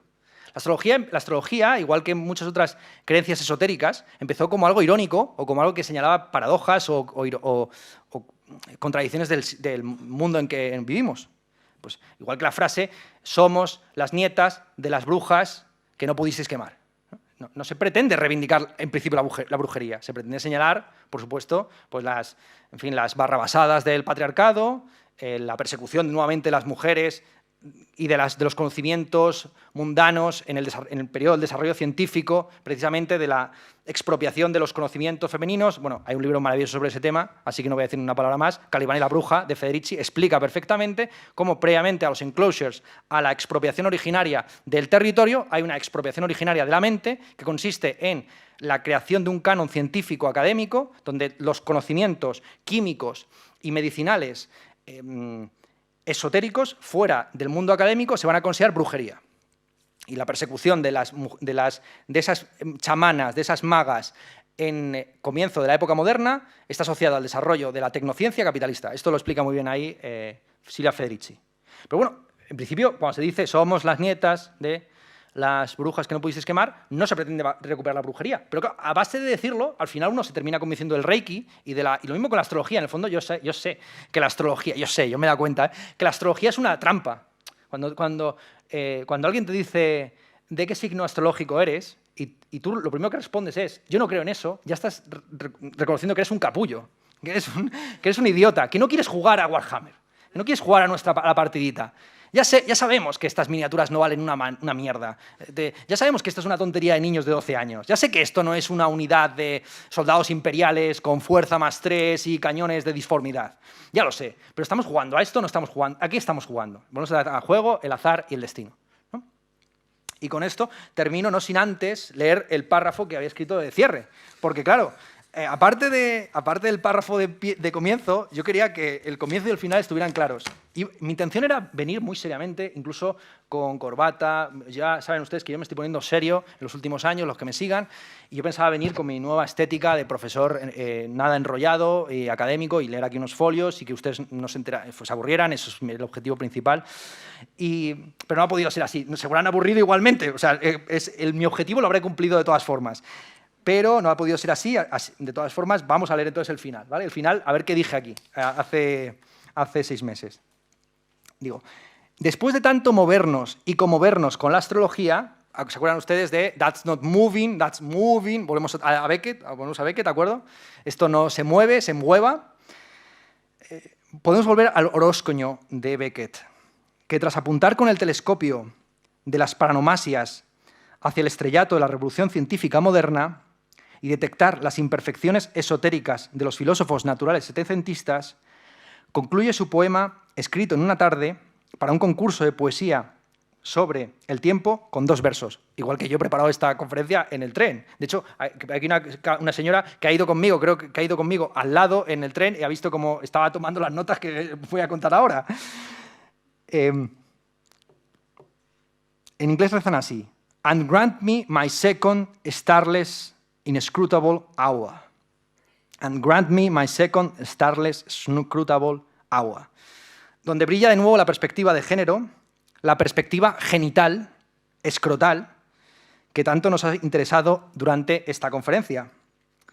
Sabiendo que para Beckett lo fundamental de estos 2 versos es la tensión entre el adjetivo second y el sustantivo hour, pertenecientes al mismo campo temporal, separados por la pausa verbal, sin importar si ese rato, sin astros ni escrotos, dura 1 hora o 1 minuto, siempre y cuando sea el segundo, un segundo, propongo traducir el pasaje de esta forma: concédeme mi segundo minuto desastrado e inescrotable.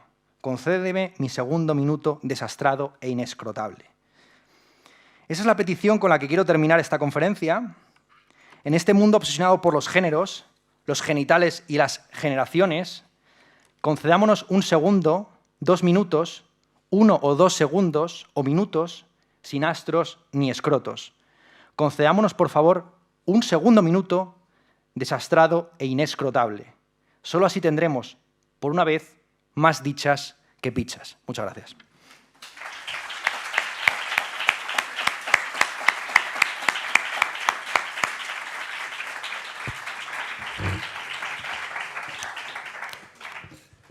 Muchas gracias, Ernesto, por esta conferencia. No sé si es irónica o posirónica, quizás nos lo puedes aclarar luego. Tenemos tiempo para preguntas, comentarios, iniciar alguna discusión con Ernesto. Quien quiera intervenir, que levante la mano y le daré la palabra. Ahí hay una pregunta. Gracias, Ernesto. Me ha gustado mucho tu comunicación, aunque ha sido muy caótica. Sí. A mí también. Yo creo que con las bobaditas como el Warhammer y esa clase de comentarios se alcanza mucha profundidad filosófica y se agradece porque refrescan las ponencias, las comunicaciones. Entonces, bueno, yo cuando leí el título de la conferencia me monté una película propia a raíz de los términos que aparecían ahí, que luego, por suerte, ha acabado siendo lo que he entendido que has defendido. Ok. Lo he entendido de la siguiente manera, pero tengo una duda ahí entre medias que me gustaría que me aclarases. A ver, para empezar hay como un primer estadio en el que, a raíz del concepto de performatividad, podemos comparar astrología y género. Eso sí, yo género no lo había interpretado como el recorrido que has hecho, aunque al final sí que lo has recogido así, pero el recorrido que has hecho de ir mencionando a las mujeres que colaboraban en estos pensamientos, en estos razonamientos, sino más en la performatividad del género como tal, que al final, como digo, en la conclusión interpreto que lo has recogido. Pero esa comparación entre el nacer Libra o Escorpio, que determina cómo te comportas, y el nacer hombre o mujer, que determina cómo te comportas a nivel social. Estas imposiciones, inconscientemente, con comillas, se asumen como propias y terminamos identificándonos con ellas, por lo que se parece que confirman.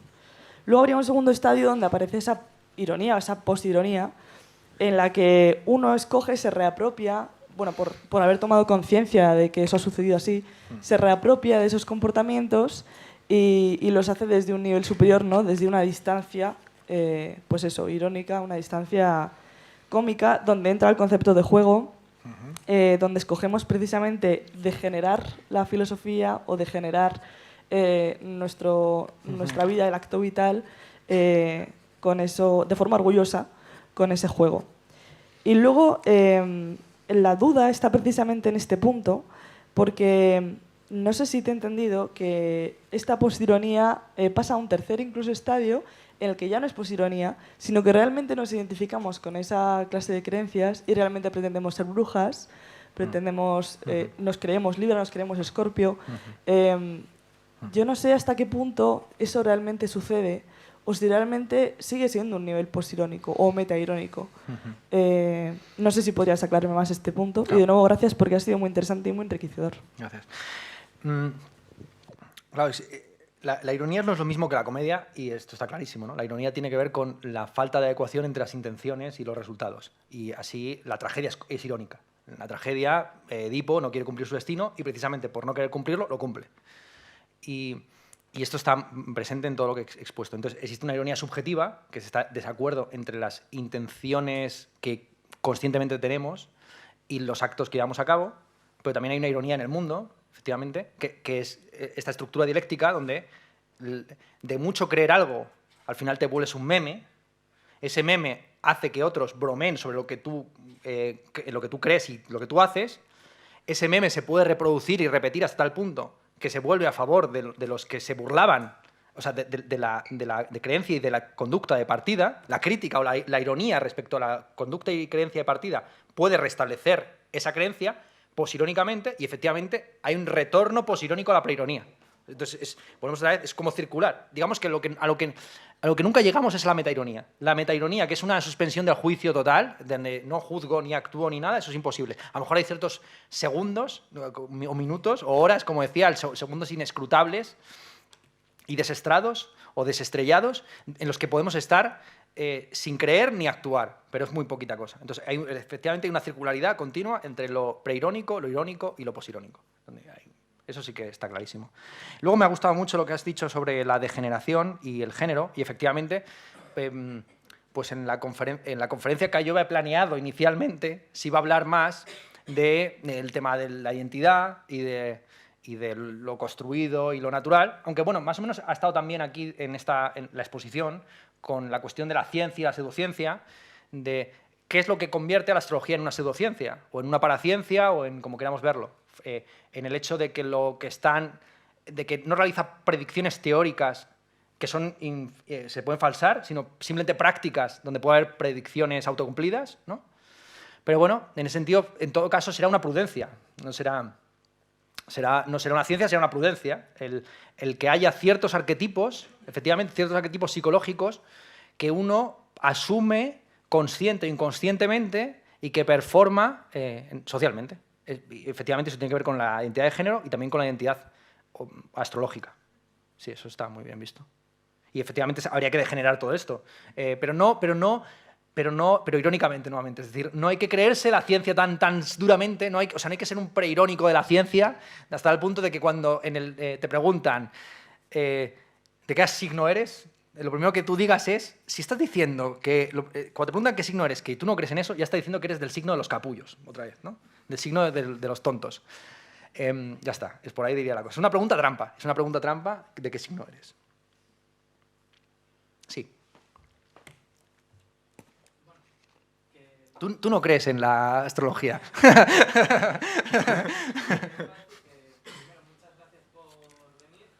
Espera, que te van a dar ahora voz. Que muchas gracias por venir por la conferencia y que yo iba a plantearte, ¿no?, que si se ha perdido un poco las normas del juego, en el sentido de que, por ejemplo, igual que este ejemplo lo usamos en estética y en temas de filosofía de las artes, ¿no? No es lo mismo la persona que está viendo una película de terror y está asustado con una manta con el que está detrás del sofá haciendo astillas para protegerse de, por ejemplo, los zombies o de una invasión de lo que sea. Entonces, ¿no estaríamos perdiendo las normas del juego, por ejemplo, al burlarnos de las cosas o al hacer un uso irónico de ellas mismas? Y estaríamos realmente luego afirmándolas por esa pérdida del juego. Supongo que la cita a Renoir es intencionada, ¿no? Las reglas del juego, el título de una famosa película de Renoir, donde además matan a un tipo por azar, si no recuerdo mal. En una escena final de la película, bueno, ya estoy destripando totalmente, pero bueno, es una película en blanco y negro, es una película fundacional, es como un poco el Ciudadano Kane francés, pero ¿quién quiere ver ahora el Ciudadano Kane francés teniendo Twitch abierto todo el día, ¿no?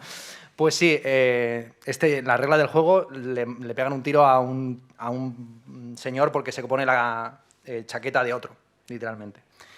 Entonces, están violando las reglas del juego.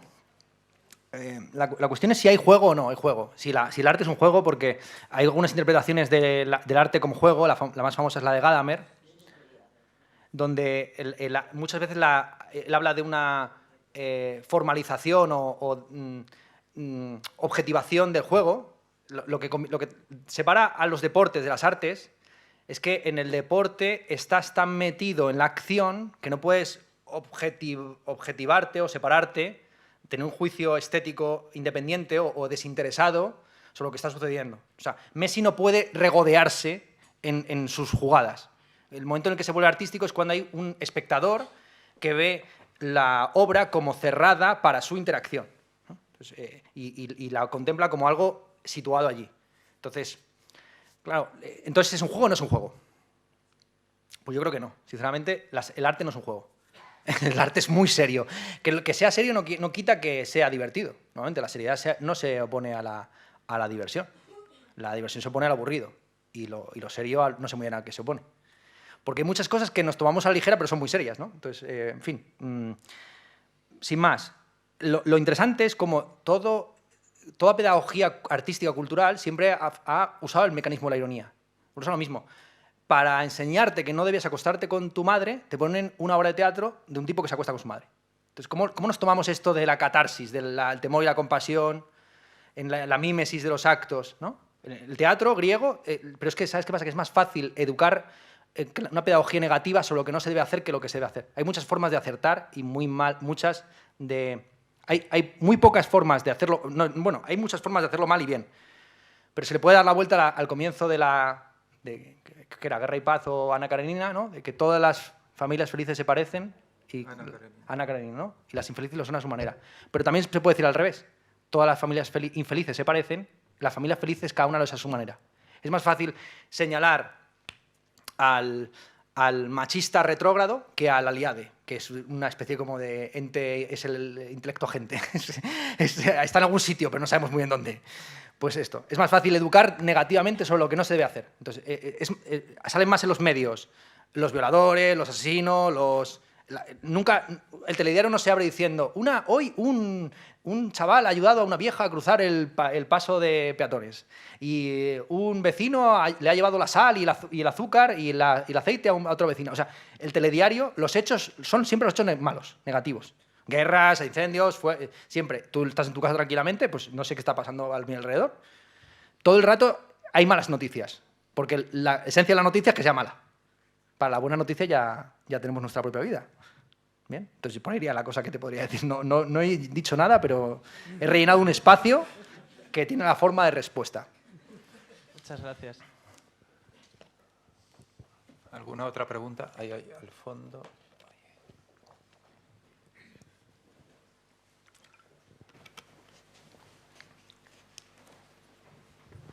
Hola, gracias por la conferencia.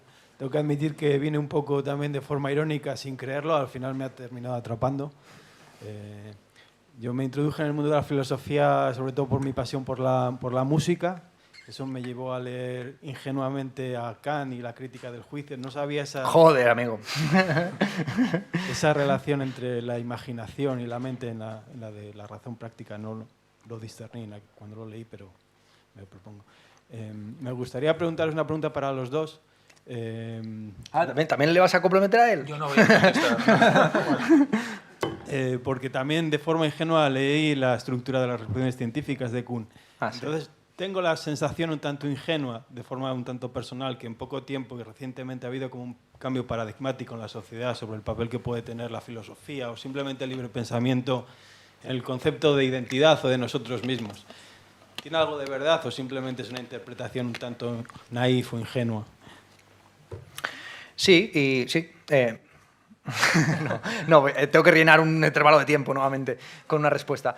Pues voy a agarrarme más bien a la crítica del juicio. Porque en la crítica del juicio, es un libro muy raro, efectivamente, donde, como sabes, hay una primera parte donde se habla de el juicio teleológico y de si el mundo tiene una finalidad o no. Es decir, si se van a aceptar causas finales en el mundo y si el aguijón del escorpión existe para picar, o bueno, es una cuestión de azar que se le ha tocado un escorpión y a nosotros nos ha tocado 2 manitas y 2 orejas. ¿Bien?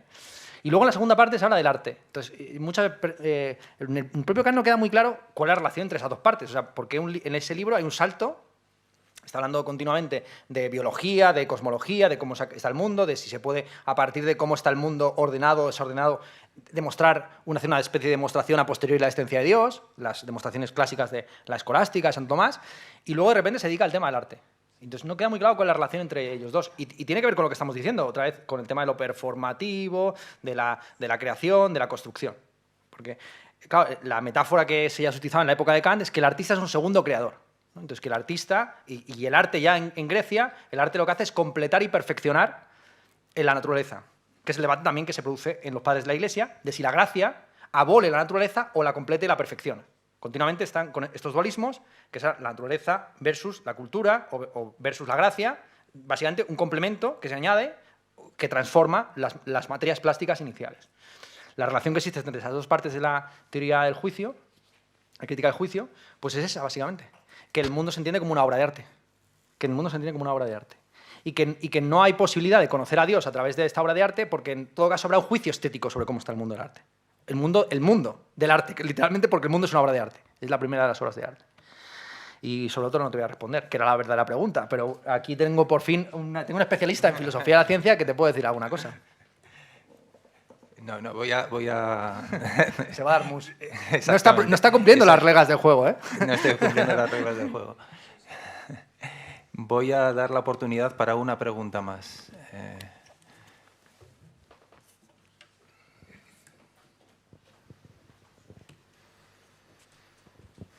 Bueno, no sé si funciona esto. Sí. Vale.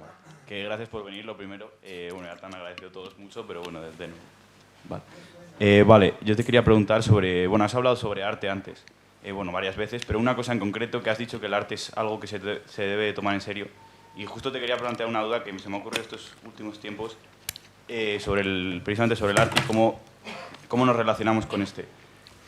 A mí me surgía la duda de... O sea, en una reflexión pensé, bueno, a lo mejor el arte, yo por ejemplo, personalmente cuando escucho música, hay veces que pues, salto una canción, escucho, a lo mejor consumo la música de una manera diferente a la que el artista querría que el oyente la consumiese. Entonces, me pregunto si el arte merece un respeto, un trato... O sea, yo me pregunté, ¿el arte tiene dignidad?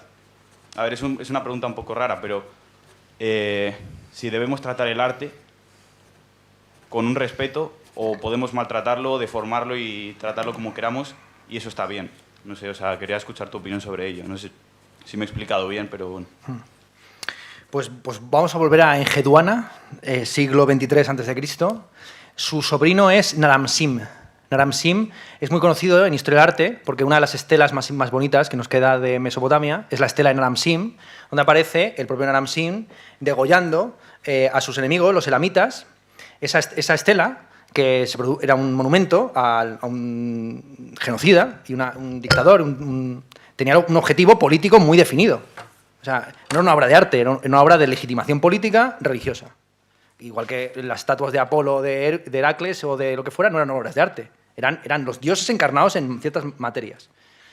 Esa estatua, varios siglos después, fue capturada por el rey de Elam, el rey que había sido asesinado y masacrado, el reino que había sido masacrado y asesinado en lo que actualmente sería Persia, y talló por debajo de la estela de Naram-Sin la historia de su victoria sobre Ur. Sobre Ur. O sea, es decir, Elam y Ur eran 2 regiones, igual que Irak e Irán, continuamente peleados entre sí. Entonces, claro, esa estela en Naram-Sin es muy divertida porque tenemos varias obras de arte puestas unas sobre otras. Como la obra de arte también es el concepto de arte es tan etéreo, donde de repente una tubería, si la dejas mucho tiempo, se convierte en una obra de arte. El acueducto de Segovia, que me perdonen los de Segovia, pero es una tubería. O sea, una tubería, tú la dejas mucho tiempo en el aire y por cómo... Igual que la tecnología, si una tecnología muy avanzada es magia, una tecnología muy pasada es arte. O sea, una tecnología que no se podía utilizar porque nadie va a beber del agua que venga del acueducto de Segovia. ¿Bien?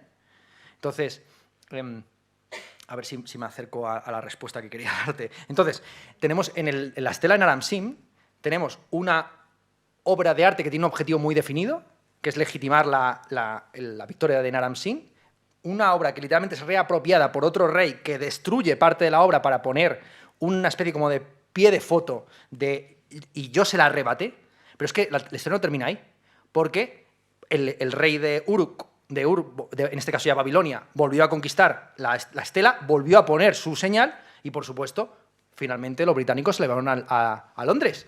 Entonces ahora está en Londres en una vitrina y al lado tiene una tarjetita con información factual, pero también donación de no sé qué señor del siglo XIX que fue por allí, venga, de esas piedras para el burro.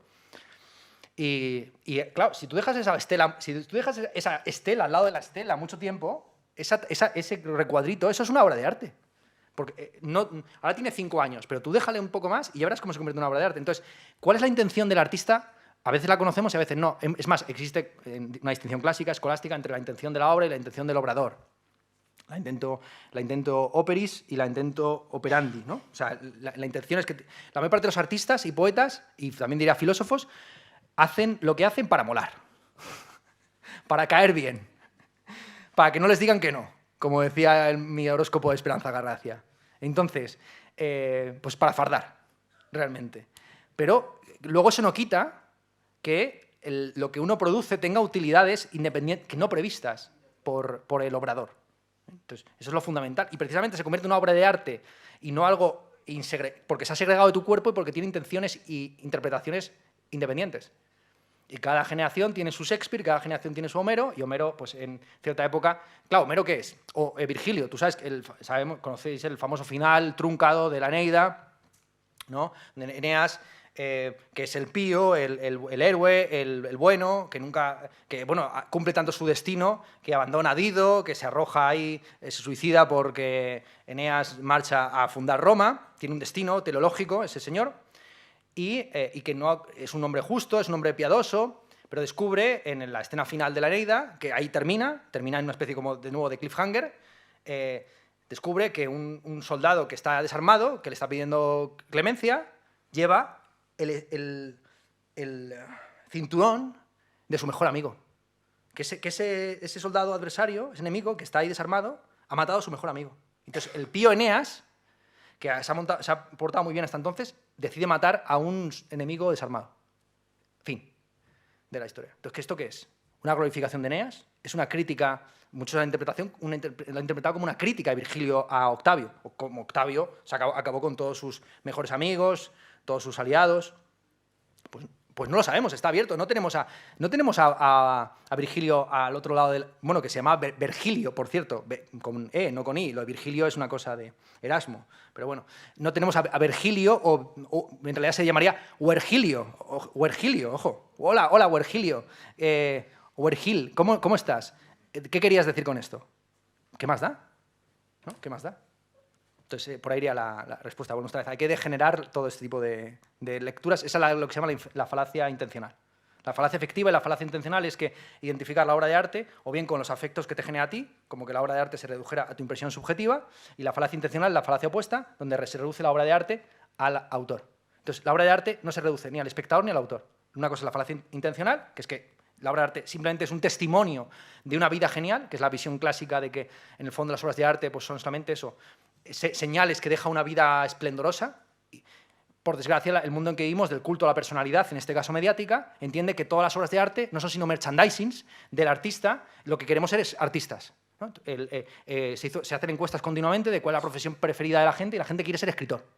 La gente quiere ser escritora, ¿no? La gente quiere ser artista y quiere vivir del cuento.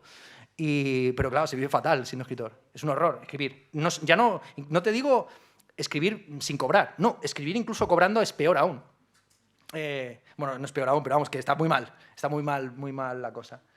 pero sin embargo está la fantasía del creador, ¿no? del artista. Porque, de nuevo, otra vez, la idea de que del artista se determina a sí mismo, ¿no? Los demás viven alineados y alienados, y el artista, sin embargo, tiene autonomía. El único campo autónomo, lo dirá Adorno, es el arte. Precisamente el único campo donde existe una cierta autonomía, que es la crítica de la heteronomía del mundo, es el arte. El arte es autónomo no porque no trate de la política, sino porque trata de la política negativamente, porque muestra las huellas de la vida dañada por parte de un sistema que escapa a nuestro control. Entonces, precisamente el mundo del arte, lo que no se puede hacer después de Auschwitz son poemitas a la amada, en plan, te quiero mucho, y eso no se puede hacer ya. Eso es lo que... la poesía después de Auschwitz no es que no sea posible, es que es barbarie. Pero barbarie tiene que ver con el bar, con no hablar bien en la lengua. Como ustedes saben, Adorno le dedica la teoría estética a Beckett.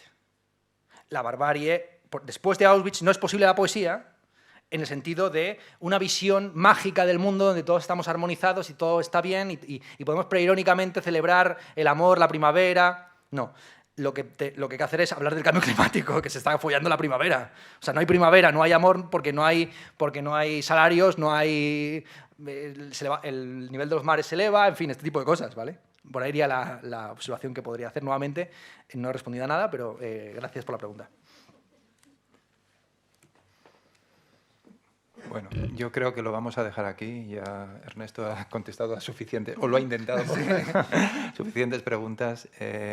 Quiero darle las gracias de nuevo y, bueno, pues gracias por estar aquí.